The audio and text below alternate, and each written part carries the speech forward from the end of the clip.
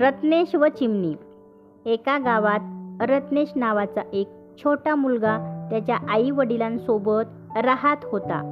गावात तो रत्नू या नावानेच ओळखला जायचा. गाव तसं छोटंसं होतं. त्याचे घर म्हणजे छोटीशी बंगली. घराच्या मागे पुढे अंगण. अंगणात फुलवेली व फळांची झाडे होती. पानांनी बहरली म्हणजे झाडांची हिरवी सावली घराला शांत प्रसन्न बनवायची. फुलांनी फुलारली की घराच्या आजूबाजूचे वातावरण सुगंधित व्हायचे. फळांनी लगडली म्हणजे झाडांवर अनेक प्रकारचे पक्षी यायचे. पक्ष्यांची मजा बघण्यात रत्नूचा खेळ मजेत निघून जात असे. रोज ते पक्षी बघणे, त्यांना दाणे खाऊ घालणे याची रत्नूला फार मजा मौज वाटे. सर्व पक्ष्यांमध्ये त्याची आवडती म्हणजे चिमणी. चिमणीला दाणे देण्याचा त्याला लहानपणापासून छंदच जडला होता. तिला दाणे दिल्याशिवाय रत्नू जेवत नसे. एक दिवस चिमणी वेळेवर आलीच नाही. रत्नू बेचैन झाला. आईने त्याला जेवणाचा खूप आग्रह केला, पण चिमणीला दाणा दिल्याशिवाय तो कधी जेवलाच नव्हता. तसे स्पष्टच त्याने आईला सांगितले व चिमणीची वाट बघत बसला. मग आईला प्रश्न विचारत बसला, चिमणी का आली नसेल, कुठे गेली असेल? आईने सांगितले की पिलासाठी दाणा आणायला गेली असेल.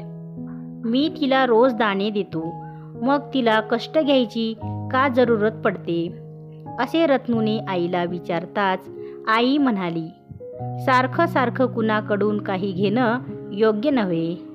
स्वकष्टाने एखादी गोष्ट मिळविण्यात जो आनंद असतो तो आयत घेण्यात नसतो. शिवाय कष्टाचे महत्त्वही त्यामुळे कळते. आईचे समजावणे होत नाही तोच चिमणी पटकन उडत आली. जणू काही आपल्याला उशीर झाला, क्षमा कर, असेच भाव तिच्या चेहऱ्यावर होतं. पण रत्नूच्या चेहऱ्यावरील आनंद पाहून चिमणीला बरे वाटले. तिने 1-2 दाणे खाल्ले, त्याच्याशी खेळली अन उडून गेली.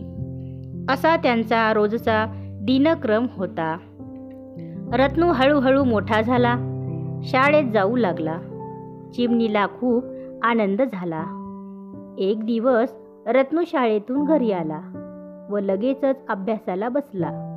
रोज चिवचिव करून साद घालणारी चिमणी रत्नू अभ्यास करतो आहे हे पाहून बाहेरच शांततेने वाट बघत बसली.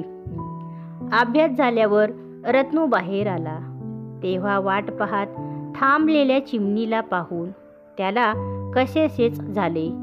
खूप अभ्यास असल्याचे त्याने चिमणीला सांगितले.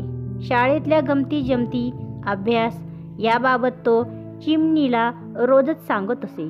चिमणीला समजत होते की नाही माहीत नाही, पण तिरपी मान करून ती ते सर्व ऐकायची. त्या दिवशी चिमणी थोडा वेळ खेळली नि उडून गेली.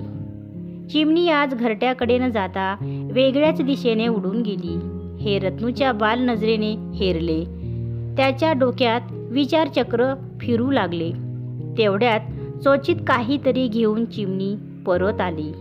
लांब आकाराची हिरवीगार पाने पाहून रत्नूला आनंद झाला. तो आनंद मनात साठवून चिमणी घरट्याकडे उडून गेली. ती पाने घेऊन रत्नू घरात आला. पुस्तकांचा पसारा आवरला. त्यात त्याने ती पाने ठेवून दिली.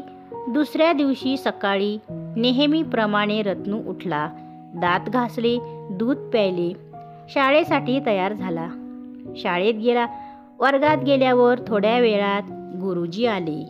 ग्रहपाठ तपासण्यासाठी त्यांनी सर्वाच्या वह्या घेतल्या. त्या दिवशी नेमका रत्नूने ग्रहपाठ केला नव्हता, त्यामुळे मनातून तो घाबरला होता. गुरुजी मात्र रत्नूचे कौतुक करत होते. त्याला काही समजेना. गुरुजी सर्वांना रत्नूने आणलेली पाने दाखवत होते. आंब्याची पाने आणण्याचा ग्रहपाठ गुरुजींनी दिला होता. गुरुजींना खुलासा केला तेव्हा त्याच्या लक्षात आले. लगेच त्याला चिमणीची आठवण झाली. चिमणीने त्याला ग्रहपाठ करण्यात मदत केली होती. गुरुजींनी रत्नूला शाबासकी दिली. त्यावेळेस शाबासकीच्या आनंदापेक्षाही चिमणीच्या सहकार्याचा आनंद रत्नूला जास्त मोलाचा वाटला.